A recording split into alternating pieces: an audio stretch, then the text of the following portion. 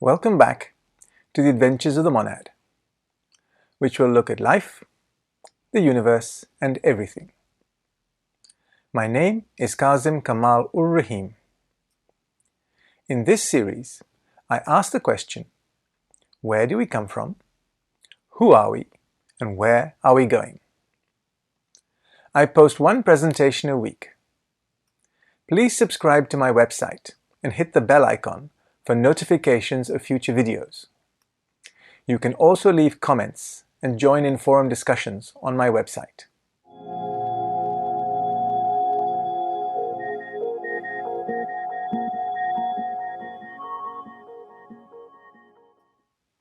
In my last presentation, I began our journey into space and time by concentrating on space. One important point I made in that presentation was that time exists in all of space, no matter which plane you happen to be inhabiting. This is an important concept to grasp, as it is easy to be led into a rabbit warren of speculation of what time is and how it can be manipulated. So what exactly do I mean by the term time? Time is defined as a measurement of duration or continued existence. It can be both objective and subjective. From an objective point of view, time is linear. It processes from one observable event to another. A good example of this would be the movement of the sun in the sky. However, time has a subjective element as well. An event may be happening objectively, but your perception of it is likely to depend upon your age and your situation. I remember seeing a quote that said, "You never know how long a minute is until you are exercising."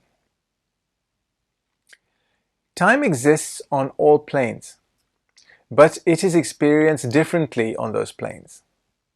Back on Earth, time seems to fly when you are having fun and drags when you are depressed. Adults perceive time more quickly as their consciousness is more developed. This is obviously in relation to a child. The child may have the same brain capacity, but its consciousness is slowly unfolding as the persona engages more and more with its three envelopes of incarnation. The monad is having to recapitulate all the processes it takes to function in this virtual reality suit we call our body. This takes time, and for the monad is a real bore. But it takes time to learn anything, and that is why it is to the benefit of the child that time seems to pass slowly. It gives the child more time to imbibe the knowledge and experience. The connection to age and expanded consciousness links in well if you think of a monad that may be operating in the ninth dimension, for example, the Christ, the Bodhisattva. The consciousness of this monad is vastly greater than ours, so its experience of time is much more rapid. The physical brain is the only part of the human being that can accurately assess time. The brain makes the passage of time an important part of our daily lives. When a persona is impatient, it is overly associating with its physical existence. A child lives very much within its physical world, and that is why every parent hears the word, "Are we there yet?" before the car has even exited the driveway. So, we are happy with the concept that time is time. What seems to differ is how we perceive it. As a monad moves its focus of consciousness to higher planes, its perception of time widens. It is able to see more of the past and the future. It is doing this from its present situation, so it is often stated in Esoterics that the past and the future become ever present in the now. This is all becoming a bit too mystical for me. Let's try to pin this down into something more digestible. Starting with the future. How can you know the future when it has patently not happened. Students of esoterics tie themselves up in knots trying to explain how illuminated souls are able to see all events simultaneously because the past, the present, and the future are not separated. They are all happening at once.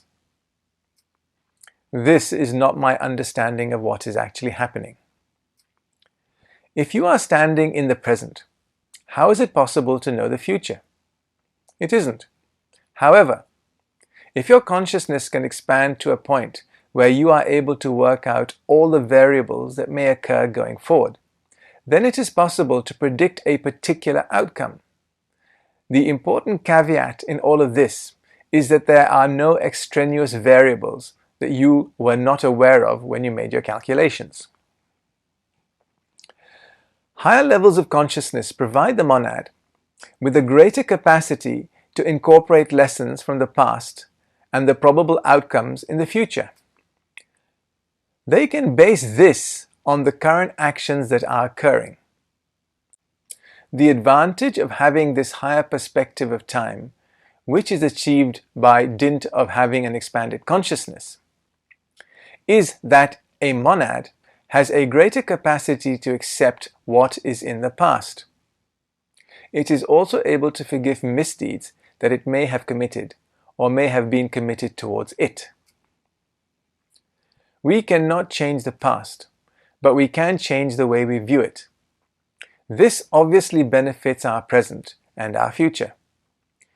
This has important implications on how we view the life we are living and the perceived quality of that life.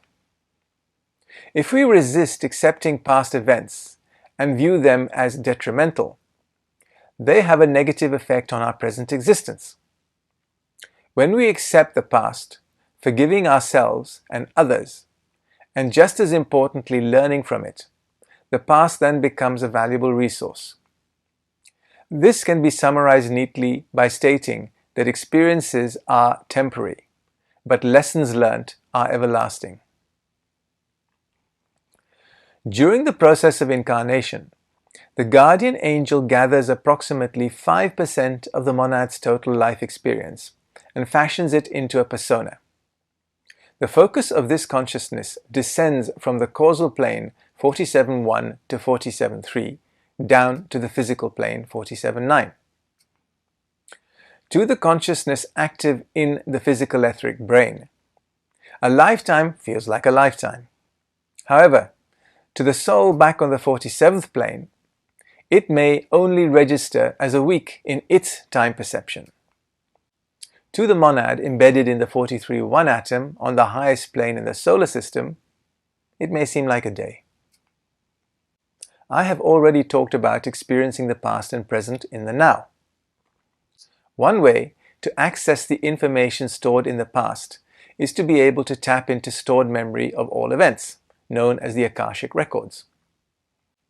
This is a record of all events that have ever occurred and is stored in the global tertiary memory bank on any material plane of existence. I say this in the context of the cosmic physical plane, as this is the only cosmic plane that tertiary matter exists upon. How memory is stored in the higher cosmic planes is not known to me yet. To a first self with objective causal consciousness, it has the ability to access the entire planet's history. It can do this as it is stored in the same three sheaths, the etheric, the emotional, and the mental.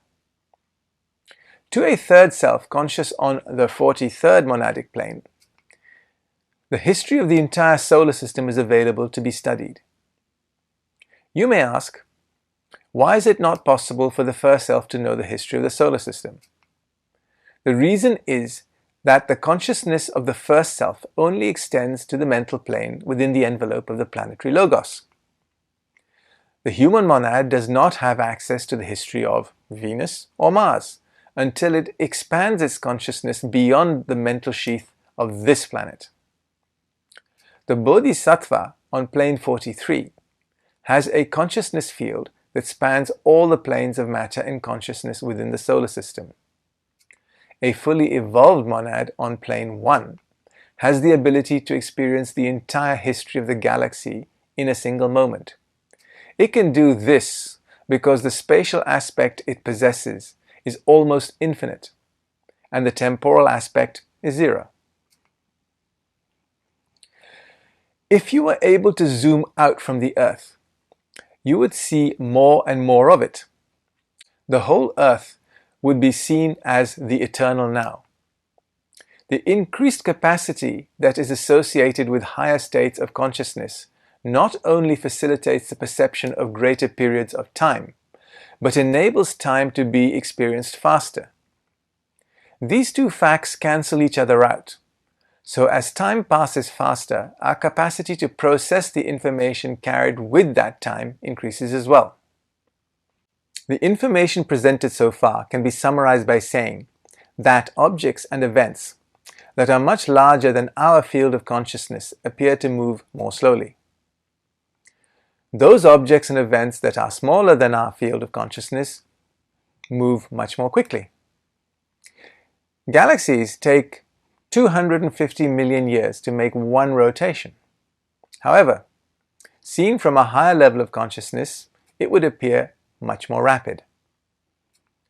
By comparison, an electron rotates about an atom at 500 million miles per hour.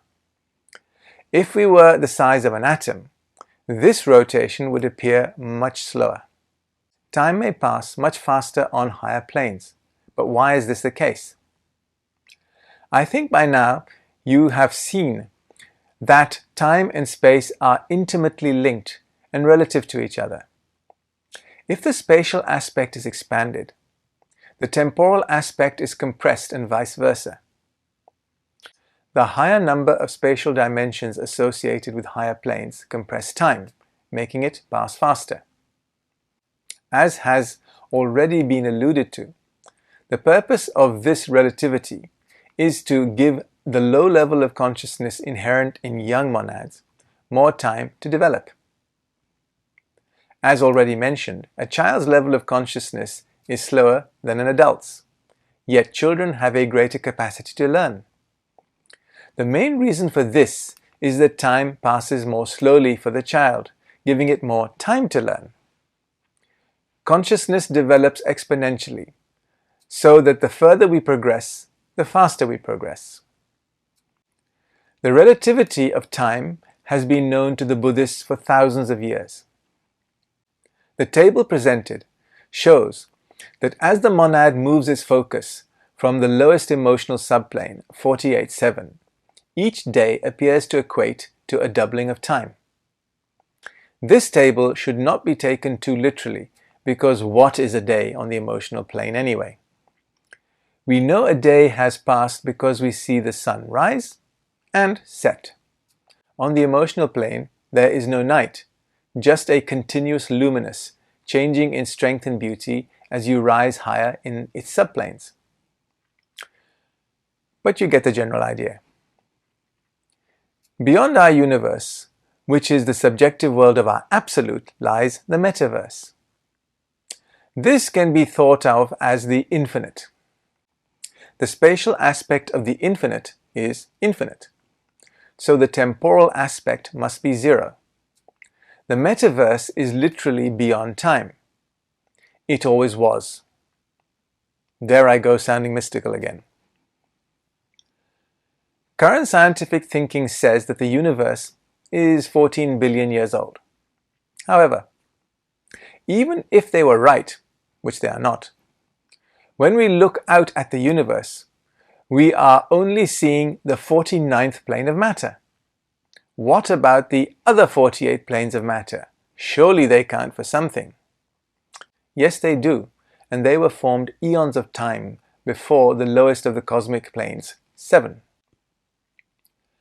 No direct data is available from esoteric sources as to the age of the universe, planes 1 to 49. But it is safe to say that quadrillions of years have passed since the first matter was poured into the universe by the third logos on the first plane. What esotericists do tell us is that the solar system will exist for 100 years of Brahma. This equates to 311 trillion years. This is a rather long period of time. Note the term years of Brahma. In the Hindu pantheon, it is Brahma that breathes out the universe. This equates to the Greek term third logos. The solar system is currently halfway through its life. At 50 years of Brahma, plus 1 day of Brahma, 7 Manvantaras, and 28 Mahayugas, which equates to 155.52 trillion years. I have just used a series of Sanskrit words that equate to units of time. Do not worry if they mean nothing to you. They mean nothing to me either. Back to good old science. According to current theories, our solar system is 4.5 billion years old. In their model, the Sun, the planets, and the Moon formed all at the same time. However, there is evidence that suggests otherwise. For example, 2 of Jupiter's moons, Io and Europa, appear to be young. They have very few impact craters. They are also geologically active and generate their own magnetic fields. Callisto, on the other hand, is heavily cratered, suggesting it is older. Why this discrepancy? Mars has 2 small moons. Phobos is heavily cratered and Deimos is not. Why? Saturn's rings would almost be completely dispersed by meteorite activity if they were 4.5 billion years old. Alas, this is how modern astronomy works. Scientists cannot explain these anomalies, but they do not bother changing their theories to match the results they are viewing. They reinterpret their results to match their flawed theories. Esoteric says everything started with a thought form, so there would have been existence on higher planes of matter long before anything became visible on the 49th, the material plane. The planets we see in our solar system condense through the causal, the mental, the emotional, and finally the etheric planes, long before they took a physical form that would be visible to us today. Planets go through a series of re-embodiments, in which they are periodically destroyed and reformed around new subtle bodies. This is a whole field of study in itself, and not for this series of presentations, but just be aware that this happens. The Earth you see around you today has been in material existence for a lot shorter time than you think. Jupiter and Saturn are young planets. The Earth and Mars are middle-aged, and Venus and Mercury are old. There is no information about Neptune and Uranus. According to Esoterics, the Earth is 1.972 billion years old, and the latest cycle of life began 3.2 million years ago in the Ediacaran period. This age, according to geologists, equates to 635 million years ago, at the end of a major ice age. The Cambrian explosion, which saw the emergence of plants and animals, occurred 543 million years ago. But according to Lawrence, it was only 250 million years ago. Lawrence states the difference between the accepted geological dates and the esoterically derived ones is due to the inaccuracy of radiocarbon dating. I mention these discrepancies in passing, not because it matters a great deal to the price of eggs, but because it draws our attention to the possibility that the timescales we live in may be radically different to what they are. The relevance of this is highlighted when the study of chains, globes, and rounds are tackled.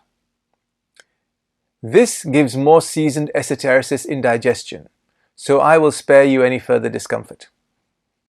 What I do wish for you to hold on to is that time on any plane is absolute.